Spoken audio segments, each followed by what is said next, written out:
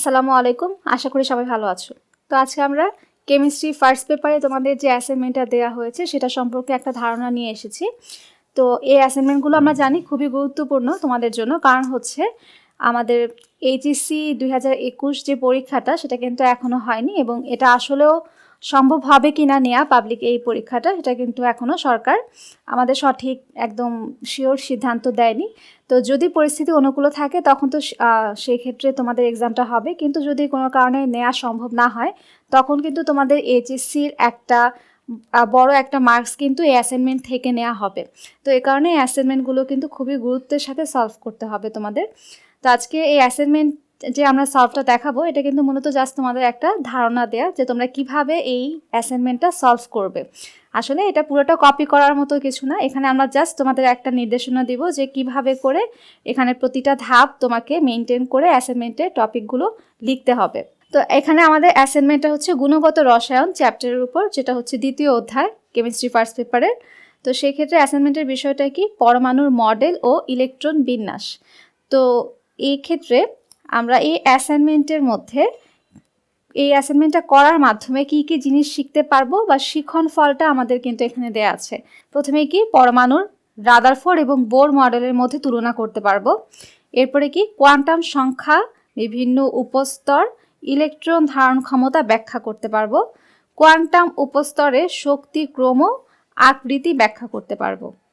এবং আউফবাউ হুন্ড পাউলির বর্জন নীতি প্রয়োগ করে পরমাণুর যে ইলেকট্রন বিন্যাস সেটা করতে পারবো। তাহলে এই অ্যাসাইনমেন্টটা সলভ করার মাধ্যমে আমরা এই বিষয়গুলো কিন্তু জানতে পারছি।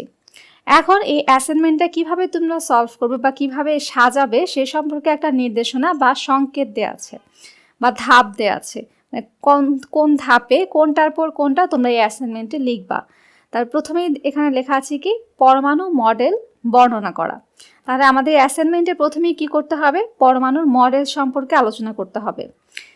খ অংশে বলেছে কি, কোয়ান্টাম সংখ্যাসমূহ বর্ণনা করা। তাহলে এই অ্যাসাইনমেন্টের দ্বিতীয় ধাপে আমাদেরকে কোয়ান্টাম সংখ্যাগুলোকে বর্ণনা করতে হবে, সেগুলো সম্পর্কে ডিটেলস যা জানো সেগুলো লিখতে হবে। এরপরে বলা আছে গয়ে, কোয়ান্টাম সংখ্যা থেকে পরমাণুর বিভিন্ন শক্তি স্তরের ইলেকট্রন ধারণ ক্ষমতা নির্ণয় করা।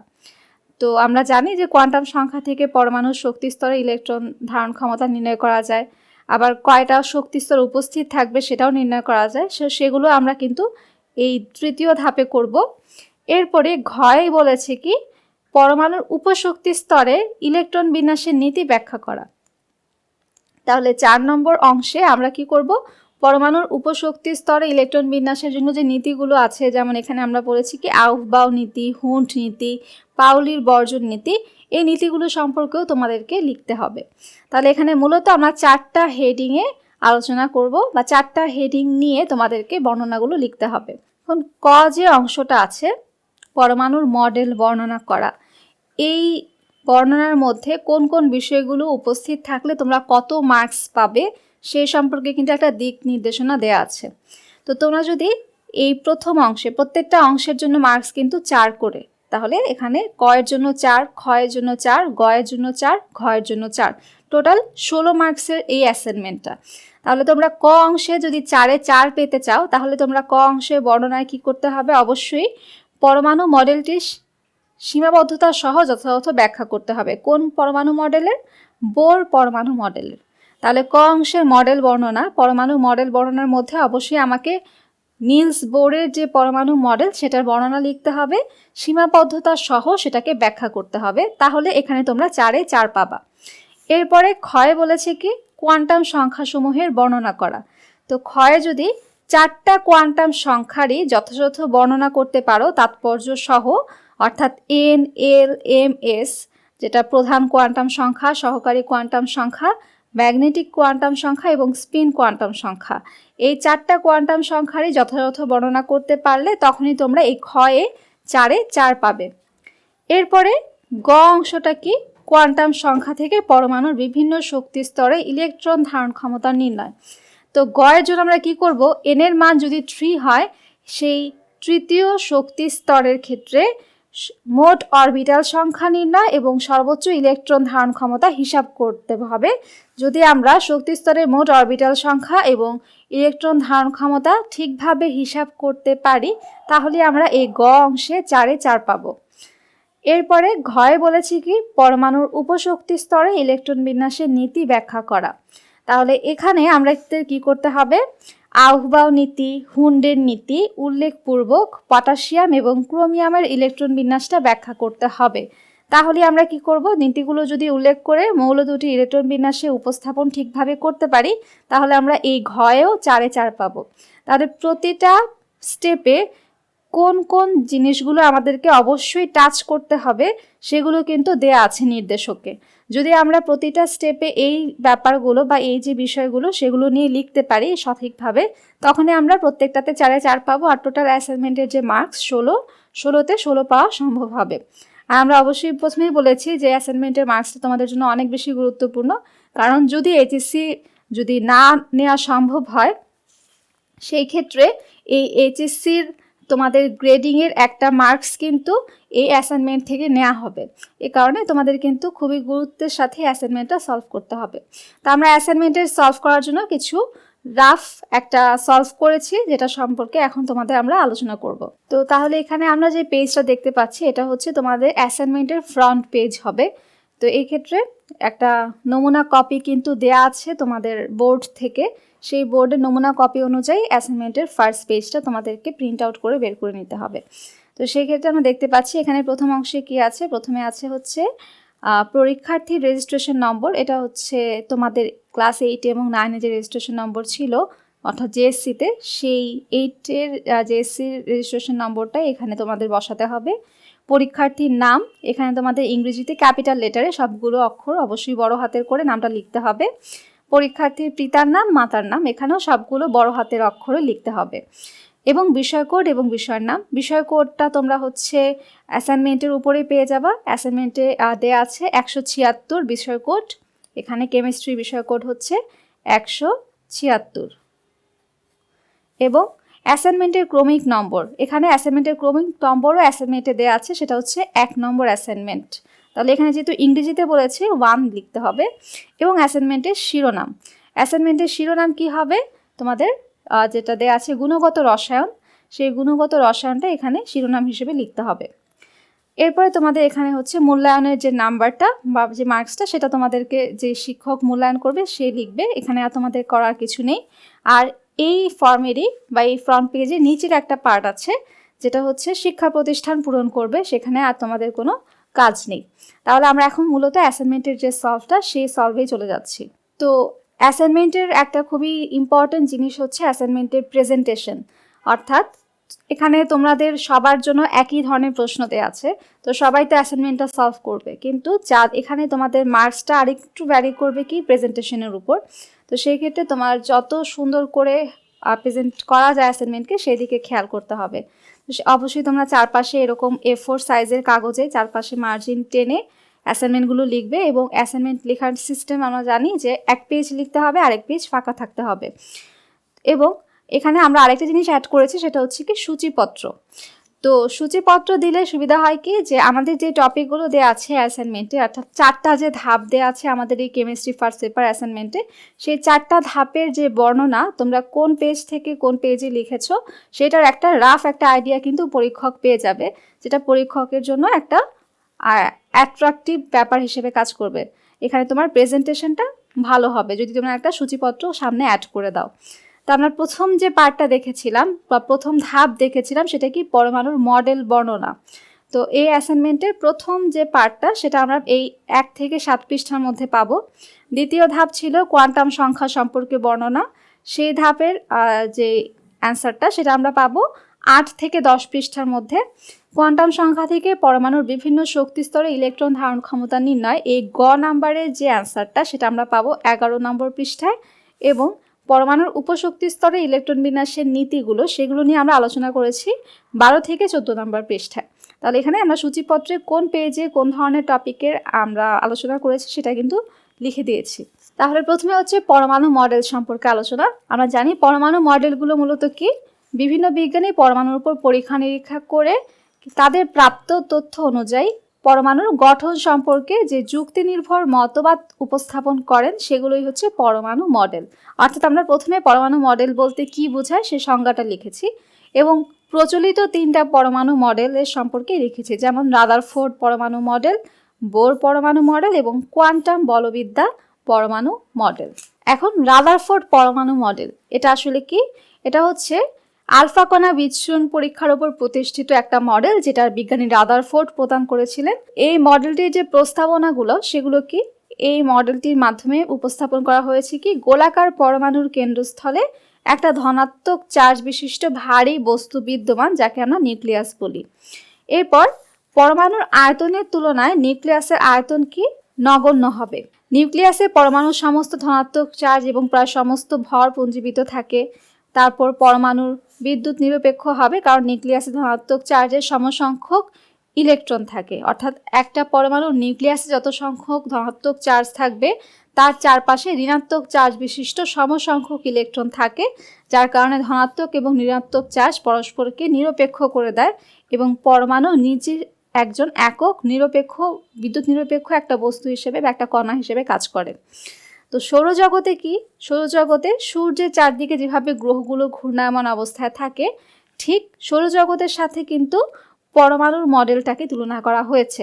এটা হচ্ছে রাদারফোর্ডের পরমাণু মডেলের সবচাইতে গুরুত্বপূর্ণ একটা বিষয়।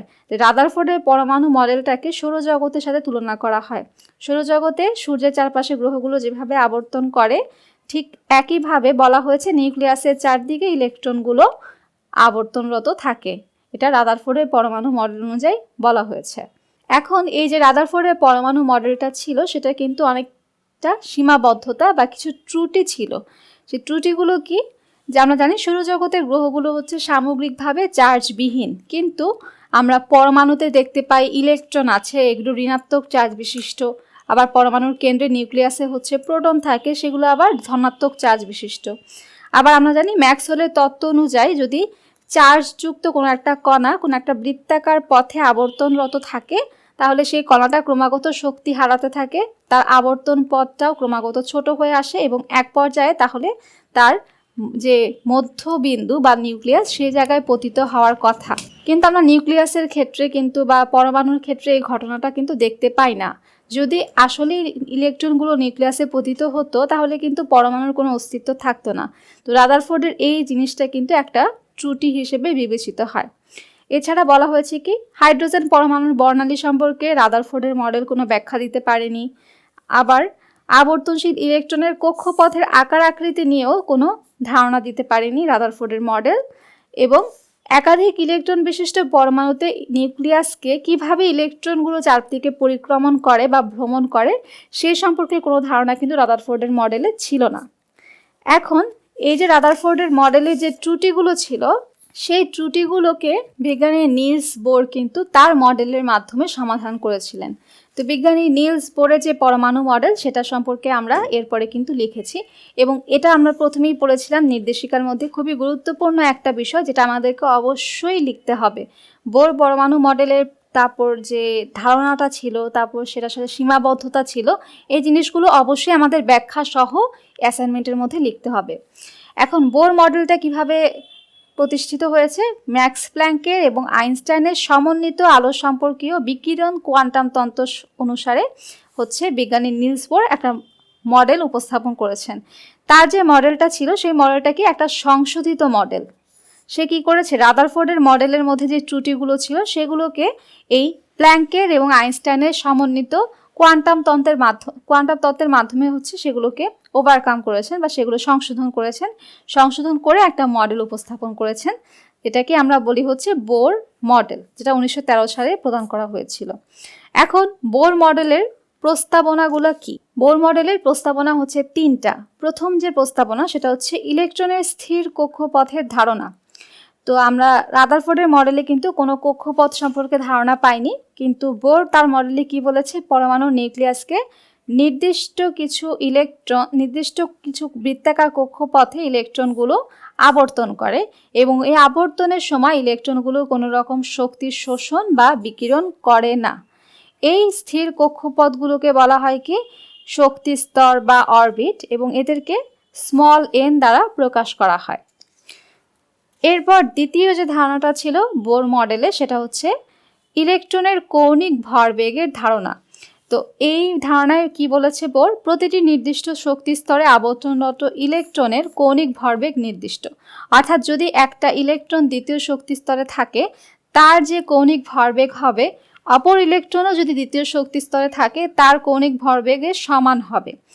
তো সেই ক্ষেত্রে mvr = nh/2π এই সূত্রটা কিন্তু এখানে ব্যবহার করা হয়েছে। এখানে mvr হচ্ছে ইলেকট্রনের কৌণিক ভরবেগ, m জানি হচ্ছে আমরা ইলেকট্রনের ভর, v হচ্ছে বেগ, রৈখিক বেগ, আর হচ্ছে এখানে ইলেকট্রনের ব্যাসার্ধ। তাহলে mvr হচ্ছে nh/2π, এখানে n হচ্ছে কক্ষপথ সংখ্যা বা প্রধান কোয়ান্টাম সংখ্যা। যেই কক্ষপথে ইলেকট্রন ঘূর্ণায়মান অবস্থায় আছে সেই কক্ষপথের যে কোয়ান্টাম সংখ্যা সেটা, h হচ্ছে প্ল্যাঙ্কের ধ্রুবক, আর পাই তো আমরা জানি ধ্রুবক সেটা। তো এই ক্ষেত্রে আমরা mvr nh/2π এই সূত্রের মাধ্যমে কিন্তু একটা নির্দিষ্ট শক্তি স্তরে ঘূর্ণায়মান ইলেকট্রনের কৌণিক ভরবেগের মানটা নির্ণয় করতে পারি। এরপর তৃতীয় যে ধারণা ছিল সেটা হচ্ছে শক্তির শোষণ বা বিকিরণ এবং বর্ণালী সৃষ্টির ধারণা। তো একটা ইলেকট্রন যখন কোনো একটা শক্তি স্তর থেকে অপর শক্তি স্তরে চলে যায় তখন তার কি হয়, শক্তির শোষণ কিংবা বিকিরণ ঘটে। যখন সে নিম্ন শক্তি স্তর থেকে উচ্চ শক্তি স্তরে যায় তখন তার শোষণ ঘটে শক্তির, নিচ থেকে সে উপরে উঠছে, তার বেশি শক্তি স্তরে যেতে হলে তার শক্তিকে শোষণ করতে হবে। আবার উচ্চ শক্তি স্তর থেকে যখন সে নিম্ন শক্তি স্তরে চলে আসে তখন বিকিরণ ঘটে, তার অতিরিক্ত যে শক্তিটা ছিল, এক্সট্রা যে শক্তিটা, সেটাকে সে ছেড়ে দেয়। তো এই শোষিত এবং বিকিরিত রশ্মিটাকে আমরা কি বর্ণালী হিসেবে পেয়ে থাকি, সেটাই দৃশ্যমান হয়। তো এখানে ডেল ই হচ্ছে শক্তির পরিবর্তন, অর্থাৎ যে পরিমাণ শক্তি শোষিত হচ্ছে কিংবা বিকিরিত হচ্ছে। E2 হচ্ছে দ্বিতীয় শক্তি স্তরের শক্তি, E1 হচ্ছে প্রথম শক্তি স্তরের শক্তি, অর্থাৎ যেখান থেকে ইলেকট্রন লাফিয়ে গেল সেটা। আর E2 হচ্ছে যেই স্তরে ইলেকট্রনটা এখন গেল সেই স্তর সম্পর্কে বলা হচ্ছে = h নিউ, h প্ল্যাঙ্কের ধ্রুবক, নিউ হচ্ছে কম্পন সংখ্যা। তো এটা গেল আমাদের বোর মডেলের প্রস্তাবনাগুলো। এখন আমরা আলোচনা করব বোর মডেলের সীমাবদ্ধতা নিয়ে, অর্থাৎ বোর মডেলের মধ্যেও যে কিছু ত্রুটি ছিল সেই ত্রুটিগুলো নিয়ে। তো এখানে আমরা দেখতে পাচ্ছি প্রথম যে ত্রুটি সেটা হচ্ছে কি, বোর মডেল একাধিক ইলেকট্রন বিশিষ্ট আয়নগুলোর বর্ণালী ব্যাখ্যা করতে পারে না। বোর মডেল শুধুমাত্র হাইড্রোজেন আয়ন, অর্থাৎ সেই হাইড্রোজেন পরমাণু এবং একটা ইলেকট্রন বিশিষ্ট যে আয়নগুলো আছে সেগুলোর ক্ষেত্রে বর্ণালী ব্যাখ্যা করতে পারে। কিন্তু যেসব আয়নের মধ্যে একাধিক ইলেকট্রন উপস্থিত আছে সেই আয়নগুলোর বর্ণালী বোর মডেল কিন্তু ব্যাখ্যা করতে পারে না। এছাড়া কি আমরা জানি, যখন ইলেকট্রন একটা শক্তি স্তর থেকে অপর শক্তি স্তরে যায় তখন একটা বর্ণালী রেখা সৃষ্টি হবার কথা, কিন্তু উচ্চ ক্ষমতার স্পেকট্রোস্কোপ দিয়ে যদি পরীক্ষা করা হয় তখন দেখা গেছে যে বর্ণালীর মধ্যে অনেকগুলো সূক্ষ্ম রেখা দেখা যায়। এই সূক্ষ্ম রেখাগুলো কেন সৃষ্টি হয় বর্ণালীতে সেই ব্যাখ্যা কিন্তু বোর মডেল দিতে পারে না। এরপর বোর মডেল থেকে পরমাণুর প্রকৃত ত্রিমাত্রিক কাঠামোর ধারণা পাওয়া যায় না। বোর মডেল শুধুমাত্র একটা দ্বিমাত্রিক কাঠামো সম্পর্কে ধারণা দিতে পারে। বোর মডেল হাইজেনবার্গের অনিশ্চয়তা নীতিকে সমর্থন করে না।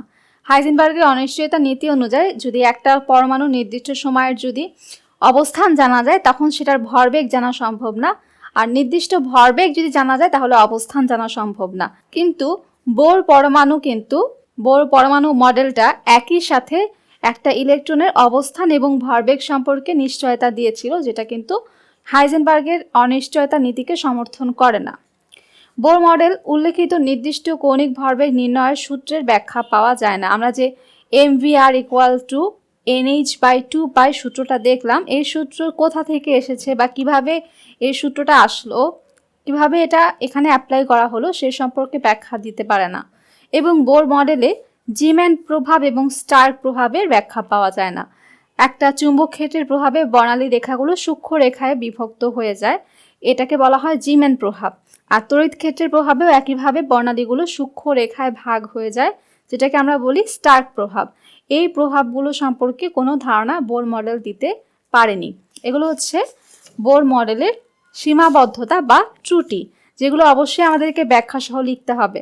এখানে আমরা অনেক কিছু হয়তো কম লিখেছি, তোমাদের বোঝার সুবিধাতে জাস্ট আমরা বলে দিচ্ছি এভাবে লিখতে হবে, কিন্তু তোমরা যখন অ্যাসাইনমেন্টগুলো লিখবে তখন এগুলো আরও ডিটেলস বর্ণনা সহ কিন্তু লিখতে হবে। এখানে আমরা দেখতে পাচ্ছি বোর মডেলের সাফল্য একটা টপিক আছে, এটা এক্সট্রাভাবে আমরা লিখেছি যে বোর মডেলগুলো আসলে বোর মডেলকে কেন এত বেশি প্রাধান্য দেওয়া হয় বা বোর মডেলের এত বেশি স্বীকৃতি কেন, কারণ বোর মডেলের বেশ কিছু উল্লেখযোগ্য সাফল্য আছে। বোর মডেলই প্রথম পরমাণু মডেলের স্থায়িত্ব ব্যাখ্যা করতে পেরেছে। বোর মডেল বর্ণালীর ব্যাখ্যা দিতে পেরেছিল। বোর মডেল দ্বারা হাইড্রোজেন পরমাণুর প্রথম কক্ষপথের ব্যাসার্ধ নির্ণয় করা সম্ভব হয়েছে।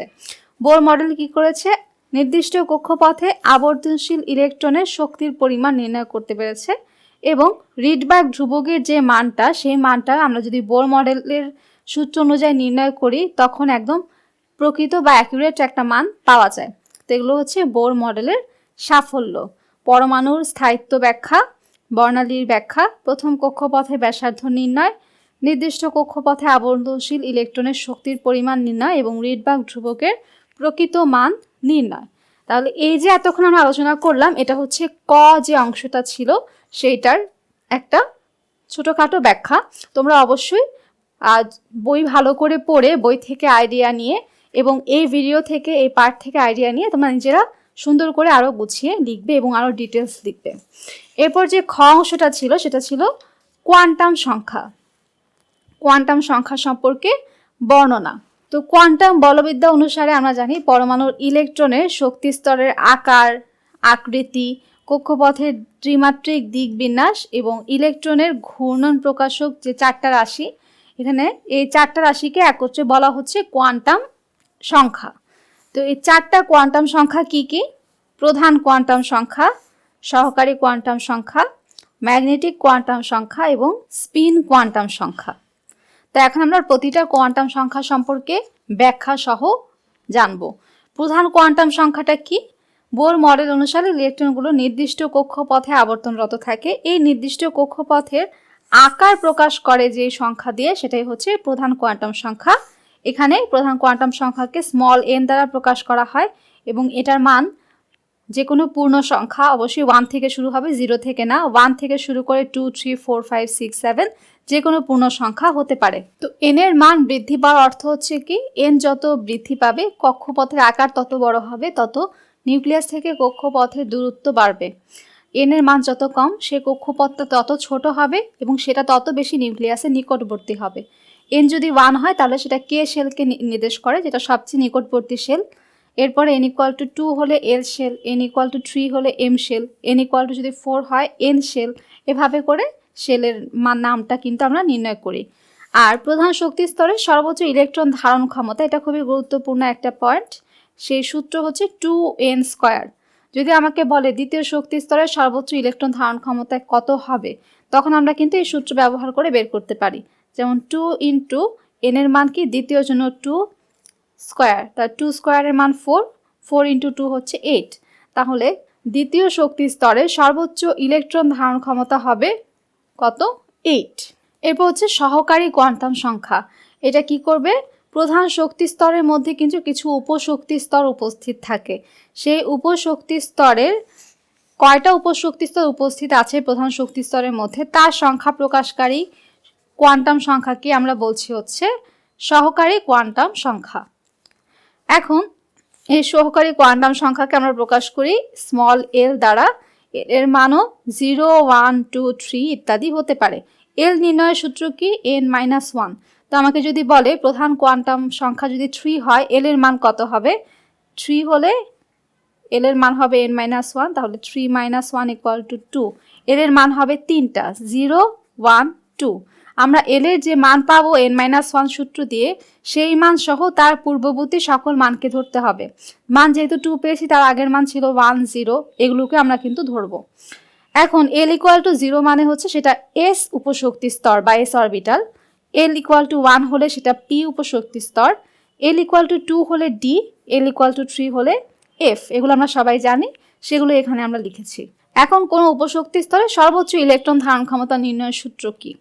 যদি আমাকে বলা হয় যে p উপশক্তি স্তরে সর্বোচ্চ ইলেকট্রন ধারণ ক্ষমতা কত হবে, তো তো পি এর জন্য আমরা যে এল এর মান পাই সেটা কত?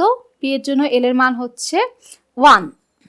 তাহলে 1 পেলে এখানে আমরা সূত্র যদি 1 বসাই 2 × 1 = হবে কি 2, 2 এর সাথে 1 যোগ করলে 3, 3 × 2 কি 6।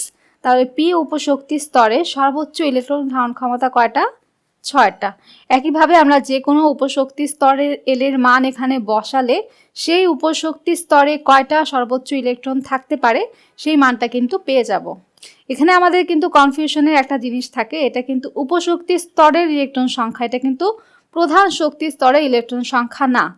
সেই ক্ষেত্রে কি আমাদের যদি নির্দিষ্ট একটা শক্তি স্তরের ইলেকট্রন সংখ্যা নির্ণয় করতে বলে, সেই ক্ষেত্রে আমরা যদি ওই শক্তি স্তরের মধ্যে যে কয়টা উপশক্তি স্তর আছে সবগুলো ইলেকট্রন সংখ্যা বের করে যোগ করি, তখনই একমাত্র সেটা পাবো। অথবা সরাসরি বের করতে চাইলে 2n স্কয়ার যে সূত্রটা আছে 2n স্কয়ার, সেই সূত্রটা ব্যবহার করতে হবে। এরপরে আমরা চলে আসি চুম্বকীয় কোয়ান্টাম সংখ্যায়। চুম্বকীয় কোয়ান্টাম সংখ্যা হচ্ছে কি চুম্বক ক্ষেত্রের প্রভাবে কোয়ান্টাম সংখ্যাগুলোর যে ইলেকট্রনের যে অরবিটালগুলো বা উপশক্তি স্তরগুলো সেগুলোর ত্রিমাত্রিক ওরিয়েন্টেশন ঘটে, এবং ত্রিমাত্রিক ওরিয়েন্টেশনের যেই সংখ্যা দ্বারা প্রকাশ করা হয় সেটাকে আমরা বলি হচ্ছে চুম্বকীয় কোয়ান্টাম সংখ্যা, যেটাকে এম দ্বারা প্রকাশ করা হয়। তো এম এর মান আমরা নির্ণয় করি কিভাবে?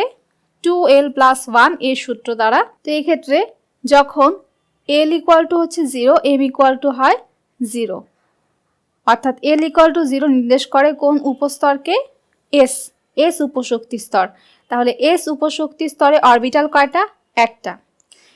l যদি 1 হয় আমরা এই সূত্রে বসালে পাবো কি 2 × 1, তাহলে 2 + 1 3, তাহলে 3 পাবো মান।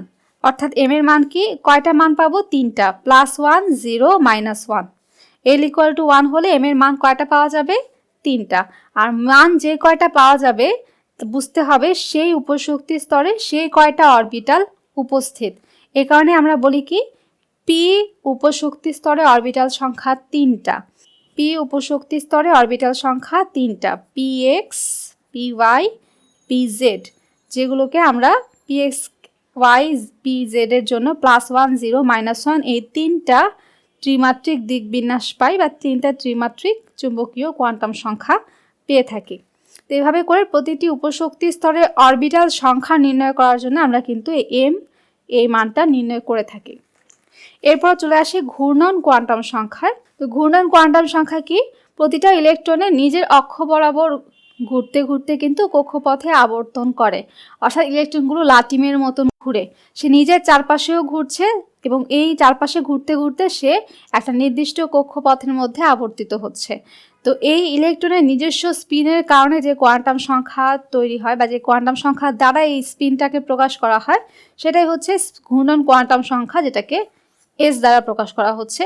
এস এর মান বোঝা সবচেয়ে সহজ, এস এর সর্বোচ্চ 2টা মান হতে পারবে, +12 এবং -12। তাহলে আমাদের খ যে পার্টটা ছিল বিভিন্ন কোয়ান্টাম সংখ্যা সম্পর্কে আলোচনা, সেটা সম্পর্কে কিন্তু আমরা আলোচনা করে ফেললাম।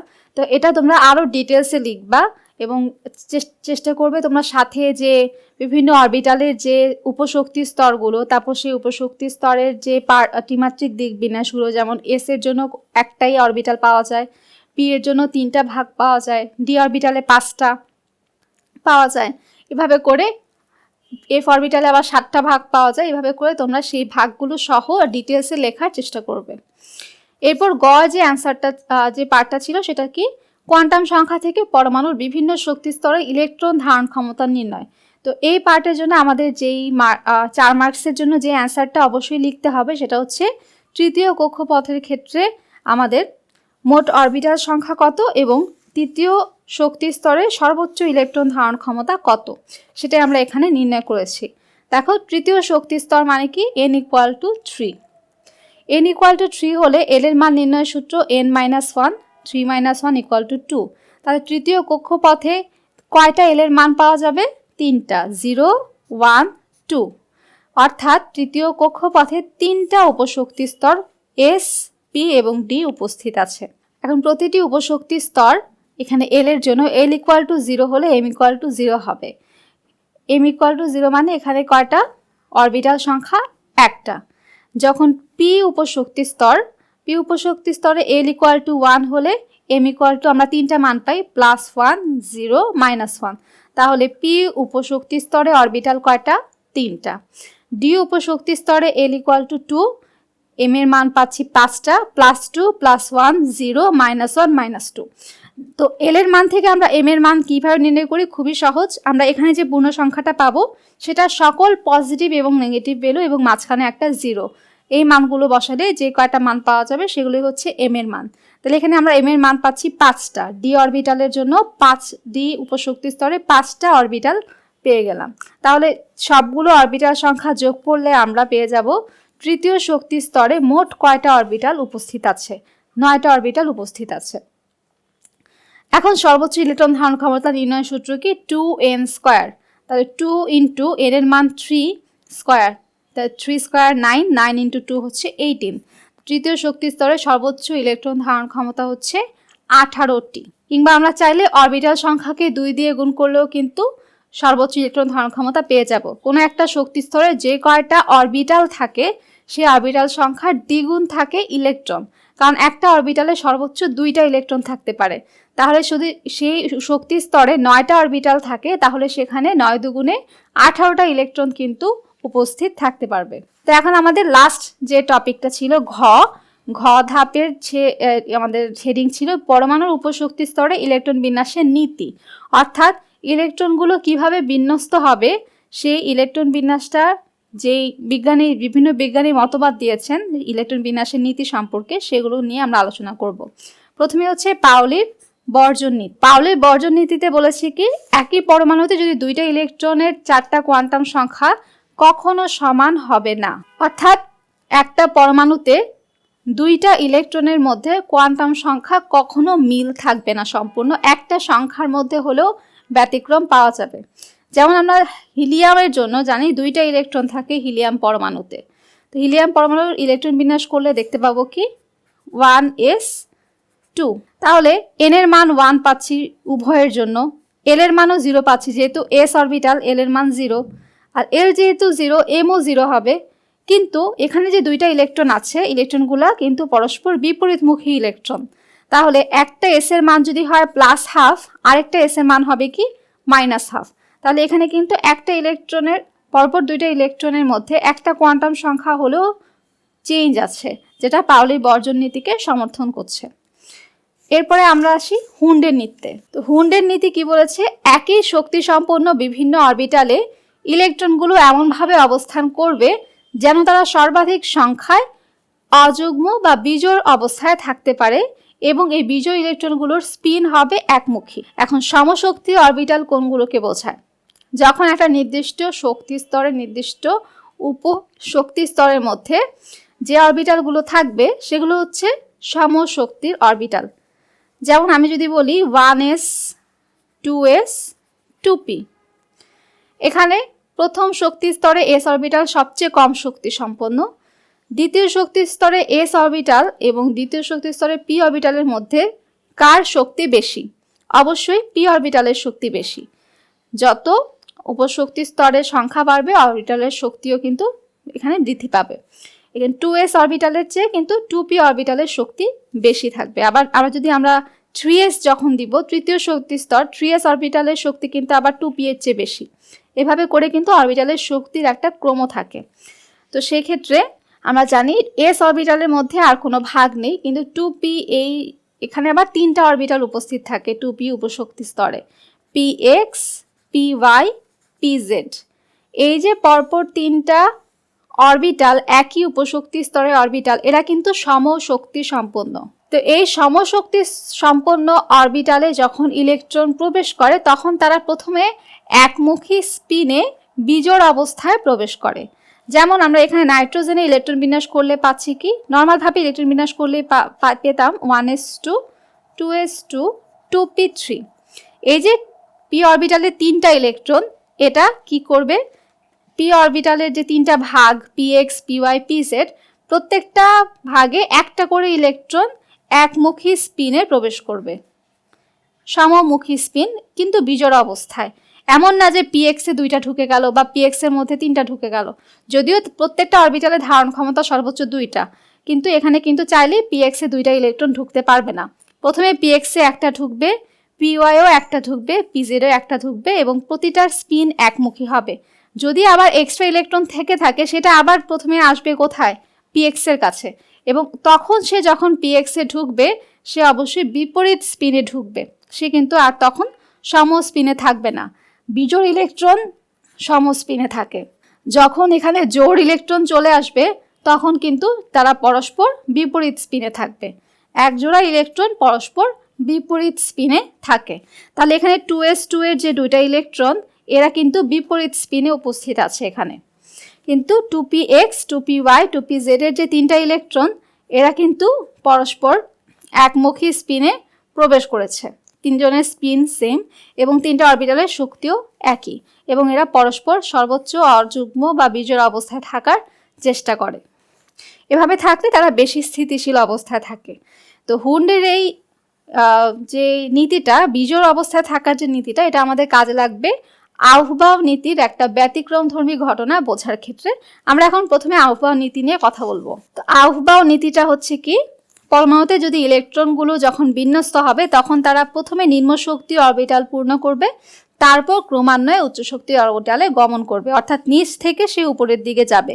প্রথমে নিম্ন শক্তি অরবিটাল ফিল আপ করে তারপরে উচ্চ শক্তি অরবিটালের দিকে সে ক্রমান্বয়ে প্রবেশ করবে। এটা হচ্ছে আহ্বাব নীতি। আহ্বাব হচ্ছে একটা জার্মান ওয়ার্ড যার অর্থ হচ্ছে টু বিল্ড আপ, অর্থাৎ ধীরে ধীরে সেটাকে তৈরি করা। তাই সে ধীরে ধীরে নিচ থেকে উপরের দিকে উঠবে। এখন আহ্বাব নীতি অনুযায়ী আমরা যদি পটাশিয়ামে ইলেকট্রন বিন্যাসের কথা চিন্তা করি, এখানে দেখতে পাচ্ছি পটাশিয়ামে ইলেকট্রন আছে 19টা। তাহলে 1s2 2s2 2p6 3s2 3p6 3d0 4s1। এখানে এটা কেন হলো?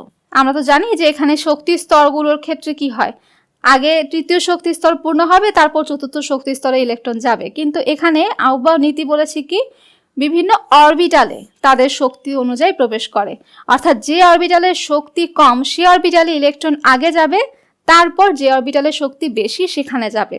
তো দেখা গেছে কি 4s অরবিটালের শক্তি 3d অরবিটালের শক্তি অপেক্ষা কম।